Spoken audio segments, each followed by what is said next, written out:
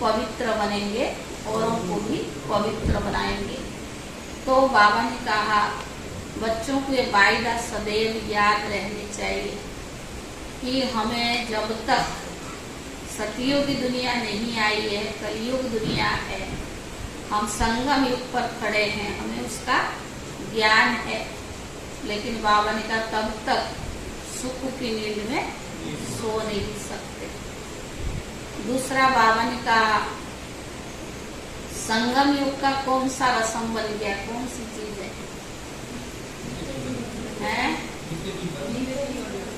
बाबा कहते जीते जी मर कर फिर भागंती भी हो जाते हैं, बाबा के बनते हैं, जीते जी मर जाते हैं, फिर सुनंती कथंती भागंती भी हो जाते हैं। ये जैसे कि संगम युग का एक रस्म बन गया है।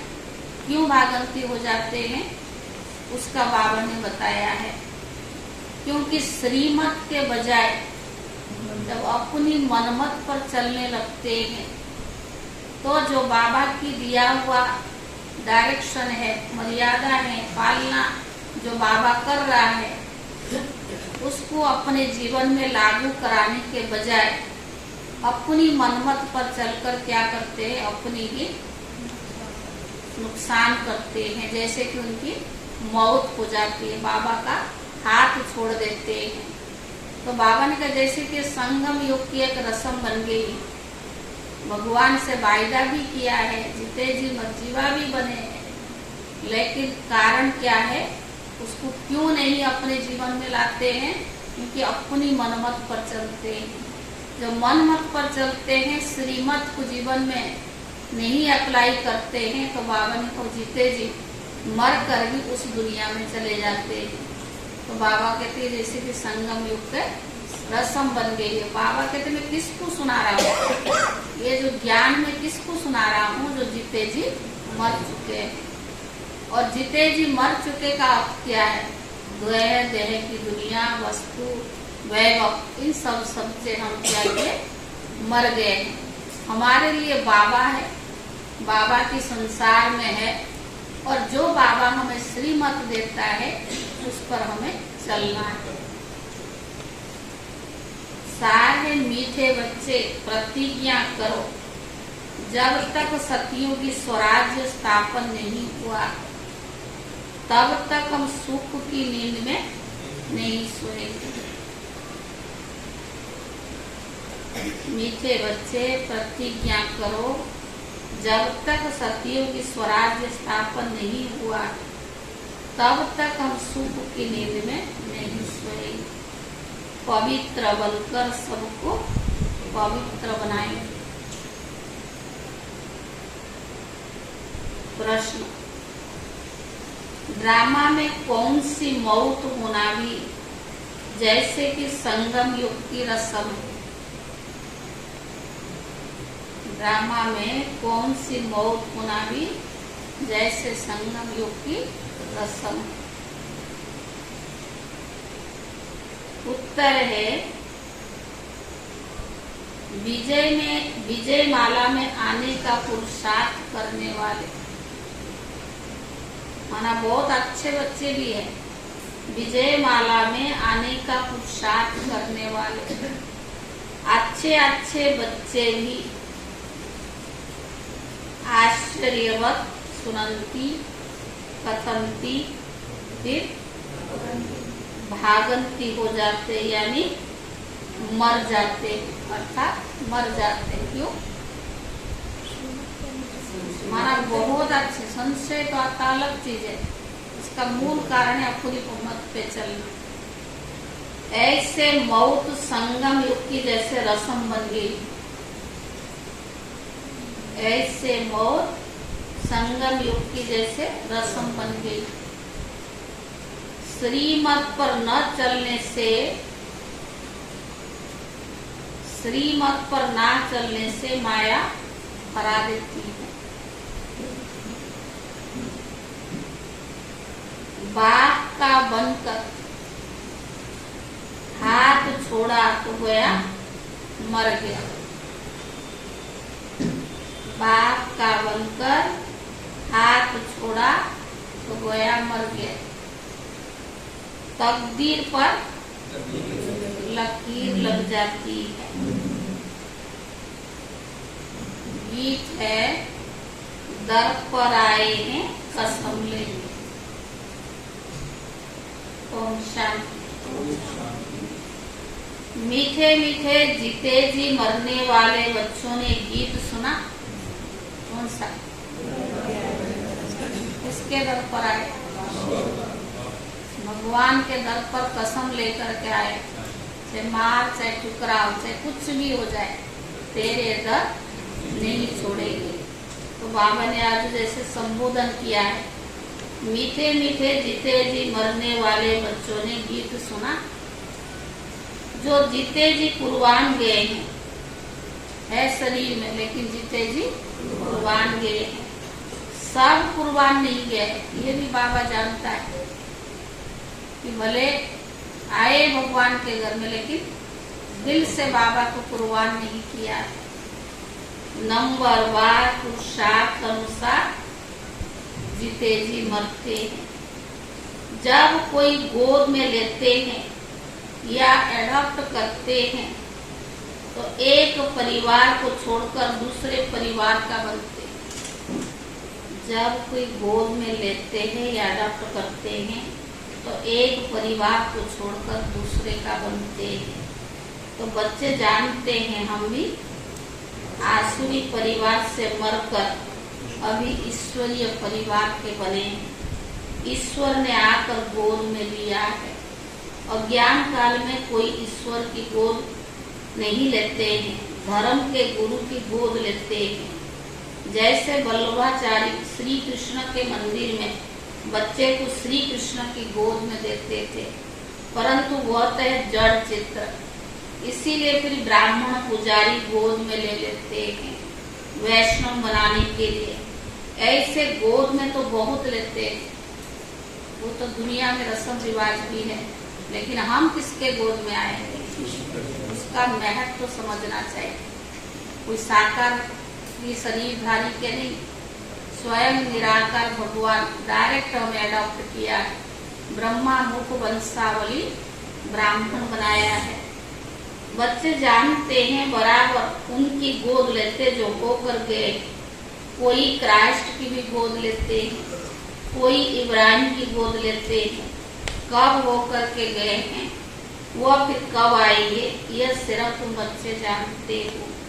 अभी तुम जीते जी मरे हो या जिंदा हो। जीते जी मरे हो माना अर्थ क्या है?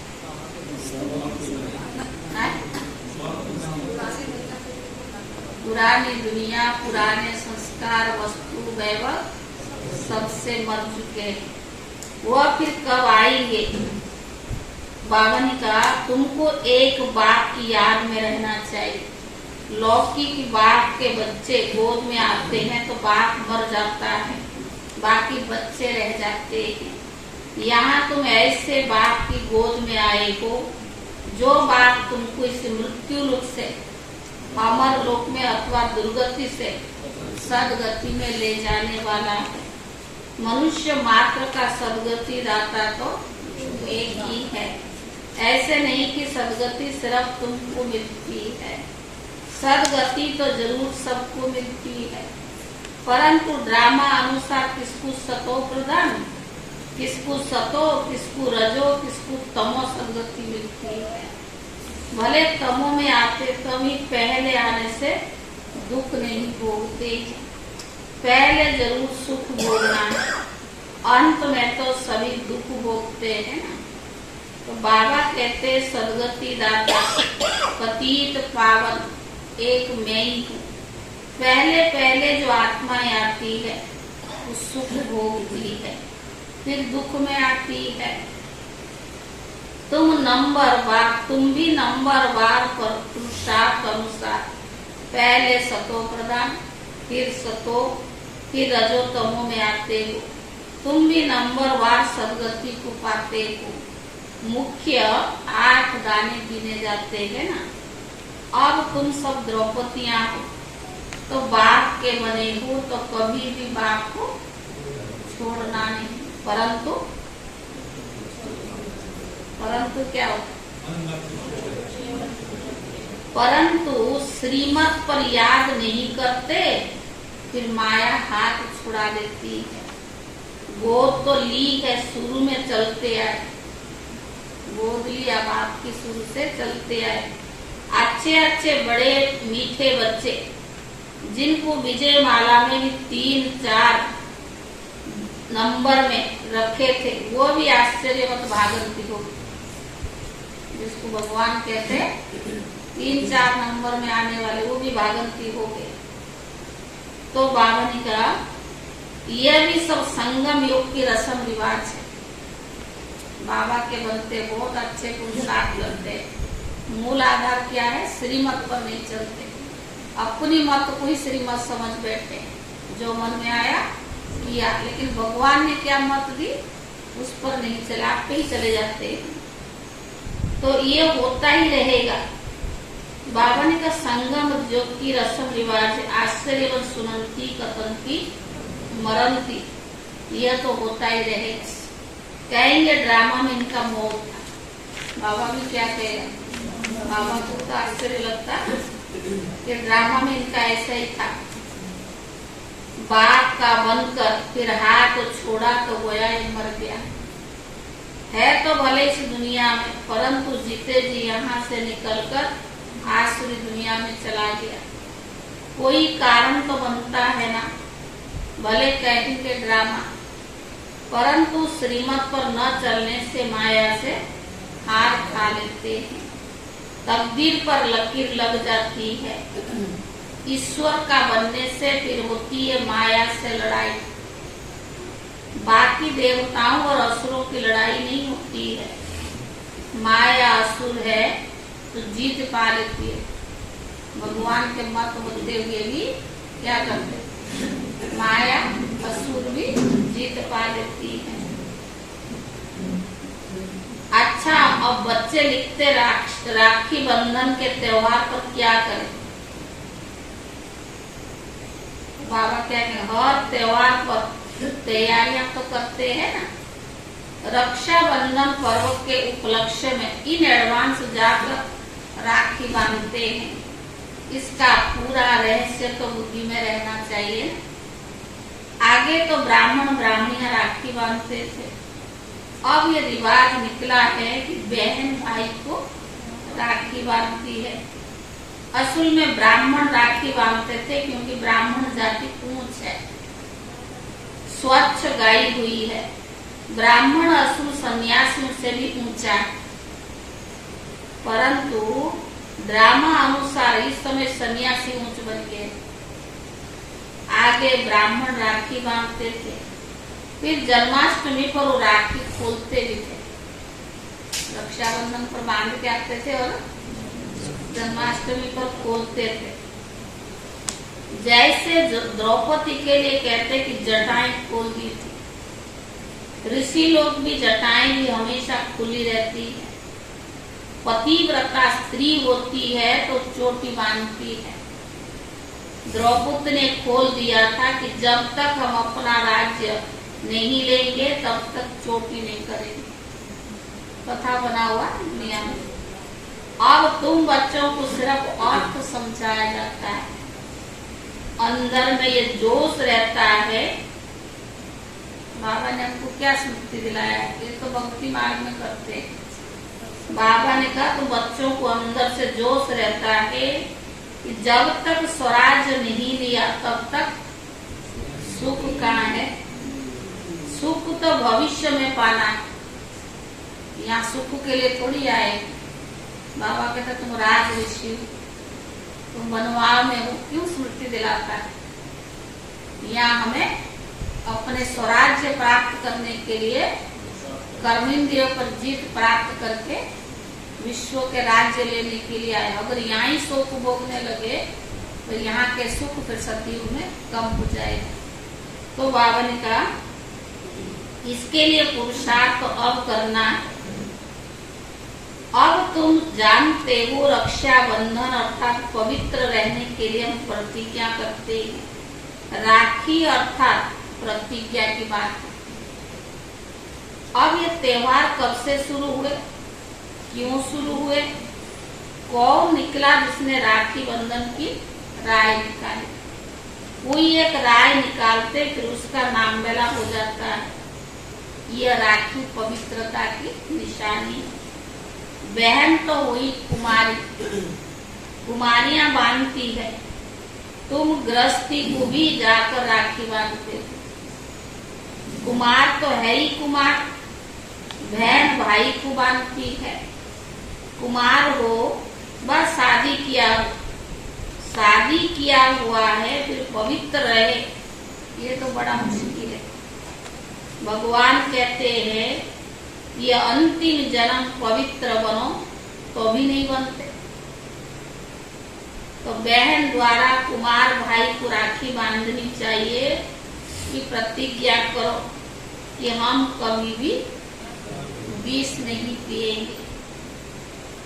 जो है ही विकारी वो तो कभी विकार को छोड़ेंगे नहीं, भगवान का फरमान भी नहीं मानते।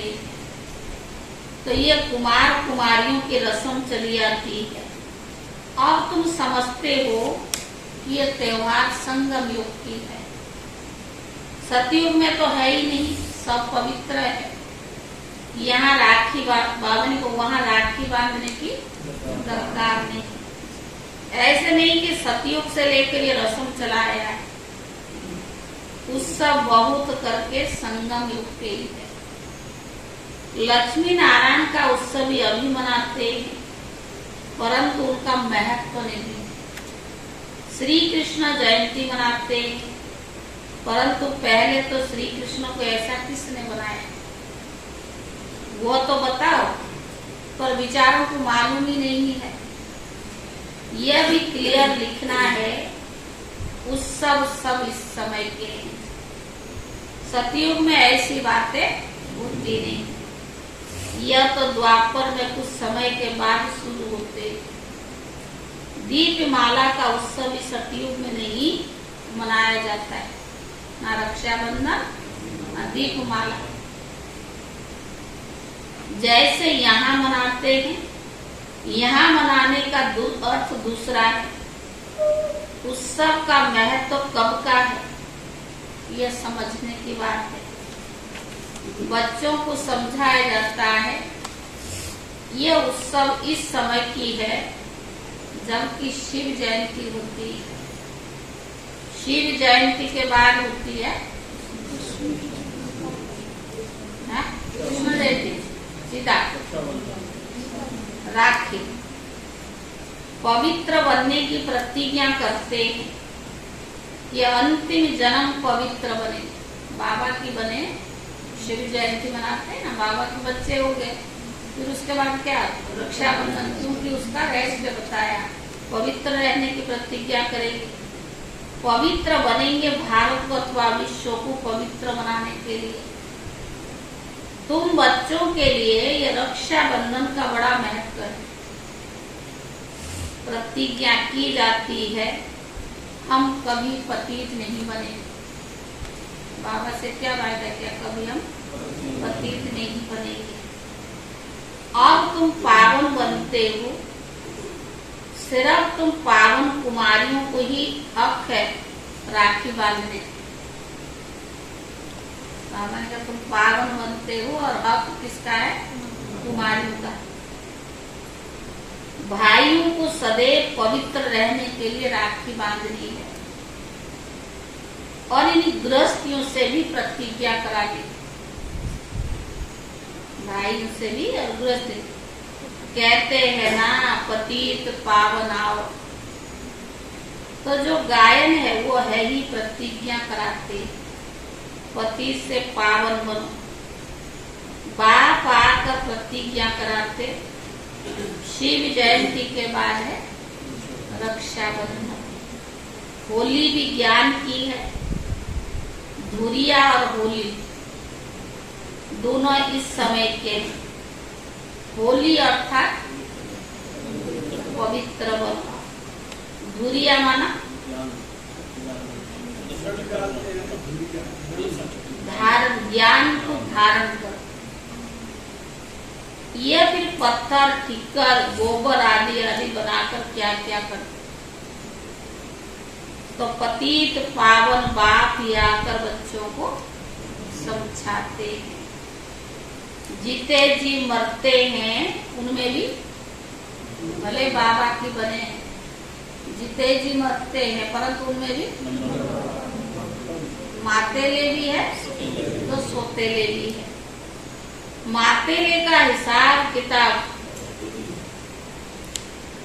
तो सच में बाबा की बन गए, जीते जी बने बाबा की बन गए। दुनिया से भी, संस्कारों से भी, विकारों से भी मर गए। शरीर से तो रहेंगे ना, नहीं तो पुरुषार्थ कैसे करेंगे, जीते जी मरे। लेकिन जो जीते जी मरे थे मातेले, उनका हिसाब किताब सब बाप के पास हो। बाप जरूर बच्चे की सब कारोबार, मिल्कियत आदि को जानते हो। मातेले वो है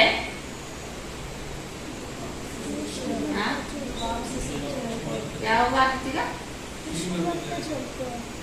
उनको बाप से पूरा लव रहता है। एक भगवान के सिवाय बुद्धि का जाएगा नहीं। तो बाबा ने कहा मातेले भी नंबरवार होते हैं, सोतेले तो है ही, पर मातेले भी नंबरवार, सोतेले भी नंबरवार। जैसे बाबा ने 2 दिन पहले मुरली में कहा था अपनी महावाक्य में, माना पवित्र भी रहेंगे, बीज भी बोएंगे, पढ़ाई भी पढ़ेंगे। तो बाबा ने कहा मातेले भी नंबरवार है तो सोतेले भी नंबरवार है। तो बाबा ने कहा कि कोई कपूत कोई सपूत तो होते ही है। शिव जयंती भी संगम पर होती है, संगम को भी टाइम देना चाहिए। जैसे लीप मास कहते हैं, फिर लीप सेंचुरी 100 वर्ष की है, ये बहुत ऊंची है। लीप सदी 20वीं सदी कहते हैं ना, इनमें भी यह सदी जिनमें बाप आते हैं, इसको संगम सेंचुरी कहें। सेंचुरी कितने साल? 100 साल। उथल पुथल होने में तो टाइम लगता है। दीप माला में यहीं की है। तुम बच्चे जानते हो शिव जयंती के बाद फिर पवित्रता की बात है। शुरू से लेकर पवित्रता पर झगड़ा चलाया है। पवित्रता के साथ ज्ञान योग की होली धुरिया साथ साथ। पवित्रता के साथ साथ क्या चाहिए? ज्ञान योग भी तो चाहिए ना। बाप की याद भी अच्छी रीति रहनी चाहिए। तो बाबा ने समझा दिया ना, याद भी किसकी रहेगी? तो सारा हिसाब किताब जिनके बाप के पास होगा। हिसाब किताब दूसरे जगह में पड़ा है, बाप के पास बुद्धि नहीं है तो कैसे बुद्धि लगेगा बाप के साथ। और जिसको बाप से लव होगा, बुद्धि बाप के साथ होगा, वो कभी भटकेगा नहीं। तो बाबा ने कहा पवित्रता के साथ साथ ज्ञान और योग की पूली और धुरिया के साथ है। बाप की याद भी अच्छी रीति चाहिए। ज्ञान की धुरिया में चलता रहता है। ज्ञान वर्षा तुम पर होती रही। पवित्रता पर ही तो झगड़ा चलता है। सब कहते ये कौन आया है जो कहता है ग्रस्त व्यवहार में पवित्र रहकर दिखाओ। सन्यासी तो खुद घर बार छोड़कर चले जाते हैं। गोपी चंद राजा की भी तो कहानी है ना। उनसे पूछा गया तुमने राज्य भाग्य क्यों छोड़ा? तो क्या बोला?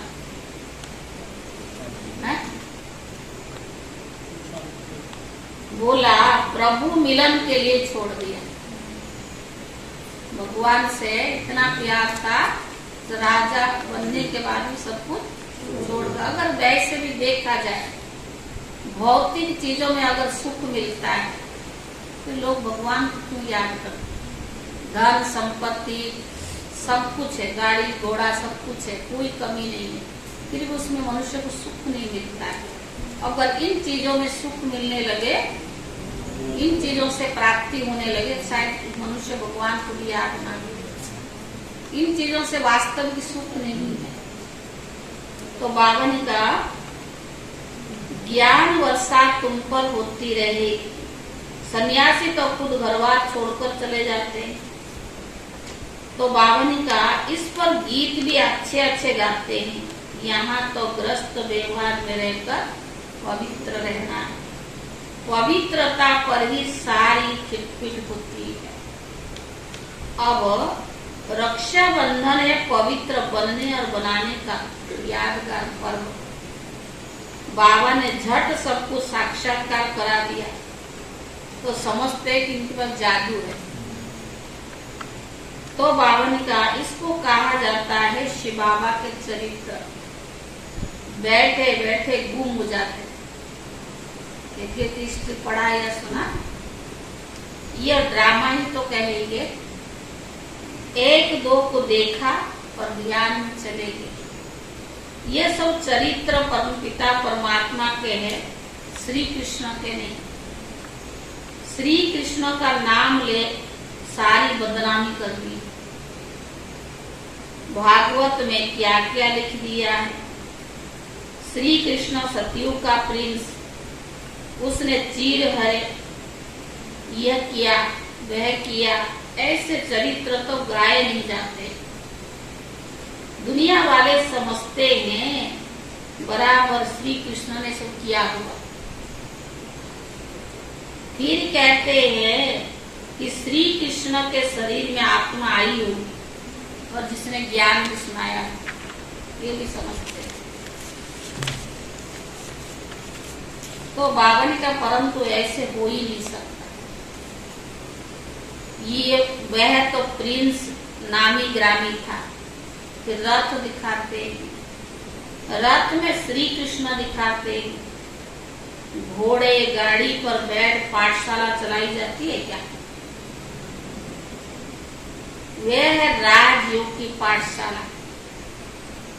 कहाँ उन्होंने युद्ध का मैदान दिखाया और कहाँ तुम्हारी ये युद्ध? किस चीज का युद्ध? 5 विकारों का। तो बाबा ने कहा यह माया पर जीत पाने की युद्ध है। तो तुम बच्चों को रक्षाबंधन पर समझाना है। रक्षाबंधन अर्थात पतितों को पावन बनाने के लिए स्वयं परम पिता परमात्मा आए। तुम ब्रह्मा कुमारियां हो जो गाई हुई। कुमारी वह है जो 21 कुल का उद्धार करे। संगम युग की बात। 21 कुल का उद्धार करने से पहले अपनी तो उद्धार कर ले। तो बाबा ने कहा यह फिर उत्सव सतयुग आदि में नहीं चलता। राखी बंधन के बाद है श्री कृष्ण जयंती। क्योंकि सतयुग में पहला नंबर जन्म किसका है? श्री कृष्ण। उनकी भी राजधानी है। वह इस समय प्रतिज्ञा करते हैं श्री कृष्ण के कुल में जाने के लिए। यह राजयोग है। तुम नर से नारायण बनते। लक्ष्मी नारायण की जीवन कहानी तो है नहीं। बाबा ने समझाया है राधे कृष्ण सो लक्ष्मी नारायण की जीवन कहानी। श्री कृष्ण का जन्मदिन मनाते। अच्छा फिर नारायण जयंती कहाँ? कारण तो होगा न समझने के कारण सारा खेल ही छा गया। मैं तो सारा यहाँ का है। ऐसे भी मत समझो कि दीपमाला कोई सतयुग से शुरू होता है। सतयुग में तो है ही पवित्रता की दुनिया। सभी की आत्माएं जगी हुई हैं। उत्सव और सब इस समय की। अभी तुम सबकी बायोग्राफी को जानते। श्री बाबा स्वयं आकर के बच्चों को कहते, बच्चे अब पवित्र बनो, तुम आत्माएं मैली हो गई। बाबा क्या कहता, पवित्र बनो, क्योंकि अभी आत्मा मैली हो गई। सन्यासी तो कहते आत्मा निर्लिप्त है, इसीलिए बहुत लोग कह देते हैं अंडा मछली आदि खाने में कोई हर्जा नहीं। सबकी अपनी अपनी रस्म रिवाज है। कोई न जाके किसको बोला कि हम तो फलाने की भोग लगाते, हम तो फलाने की भोग लगाते। बाबा ने किसी में कहा, लिखा हुआ है कि प्याज लहसुन नहीं खाओ, वो जाके उनको कहते हैं। बाबा ने क्या लिखना है, ये तो अपनी बुद्धि की बात होती है, तो शास्त्र में थोड़ी लिखा हुआ है। कहते कौन सी किस मुरली में बाबा ने कहा कि प्याज लहसुन नहीं खाओ? खाओ, ये तो शास्त्र में लिखा हुआ तामसिक, हाँ, भ्रष्ट। क्योंकि आप प्याज काटो तो कितना आंखों में आंसू आ जाती है। और ये तो खुद सोचने वाली, कोई बाबा ने कोई चीज के लिए पाबंदी थोड़ी दिया, लेकिन हमारा ही नुकसान होता है जो चीज में बाबा ने उसके लिए मना किया। कहते कौन सी मुरली में आया? उसको जब उसने बातें सुनाई, वो हमें फोन करके पूछते कि दुकान पे आया, कह रहा कौन सी मुरली में लिखा? खाओ, आपको किसने मनाया?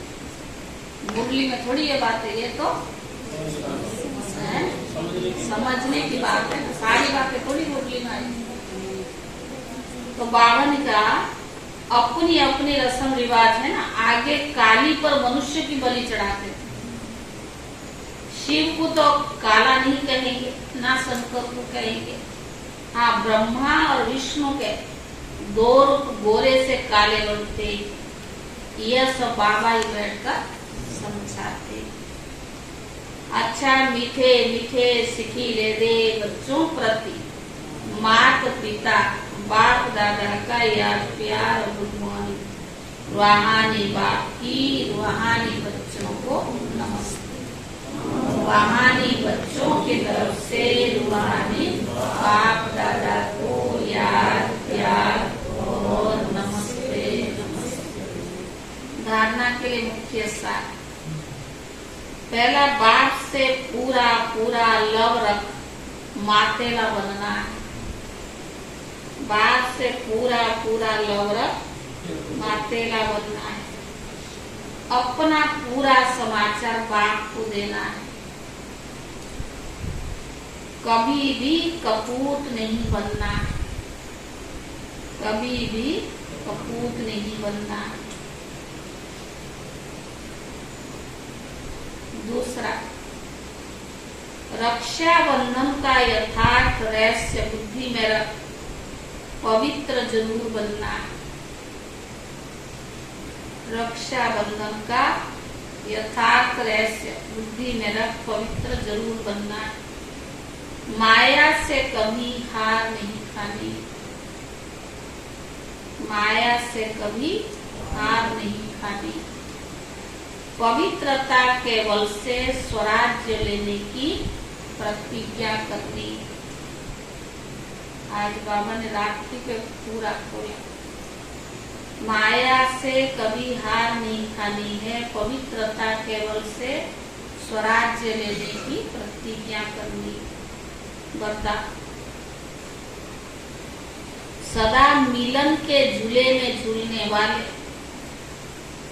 तत्व के वरदानी बाप समान भव।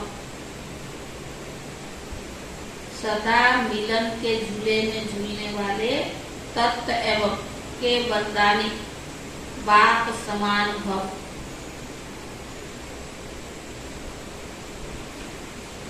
जैसे बाप दादा आप मालिकों की आज्ञा को मानकर मिलन मनाने के लिए आते। देखो भगवान कितना हम बच्चों के लिए हमारी कहना मानता है। जैसे बाप दादा आप मालिकों की आज्ञा को मानकर मिलन मनाने के लिए आते।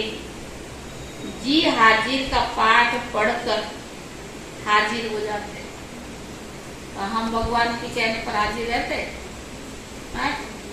क्या कहेंगे? बाबा ने कहा बाबा को मानते तो हम उसके हाँ समान बन जाते। मिलन मनाने के लिए आते, जी हाजिर का पाठ पढ़कर हाजिर हो जाते।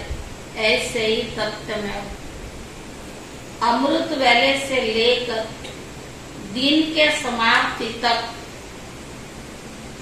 धर्म और कर्म में बाप समान बनो।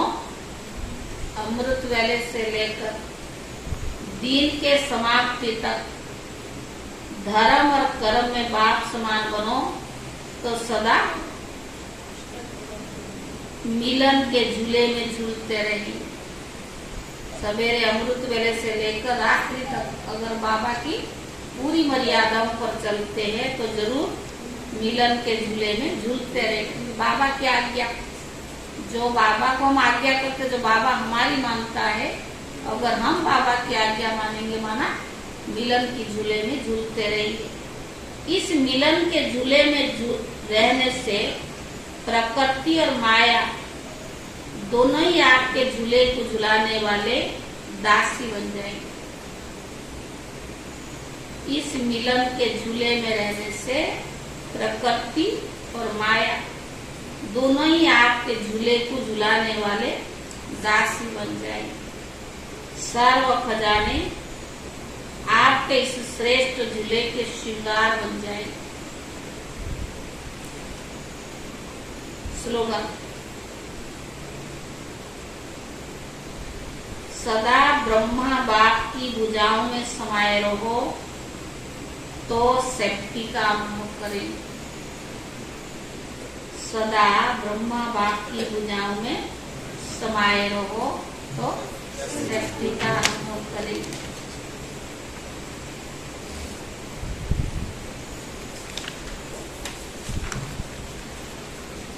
आज 8 तारीख अव्यक्त इशारा। बाप दादा सभी बच्चों को श्रीमत दे रही है। बच्चे बोलो, बोल में निर्माण बनो। निर्माणता ही महानता है। यह झुकना नहीं है, लेकिन सबको अपने ऊपर झुकाना है। यही दुआएं प्राप्त करने का साधन। सच्चे सेवाधारी को कभी सेवा की सफलता का अभिमान नहीं रहता है। तो सच्चे सेवाधारी है, उसको अपनी सेवा का अभिमान कभी नहीं रहता।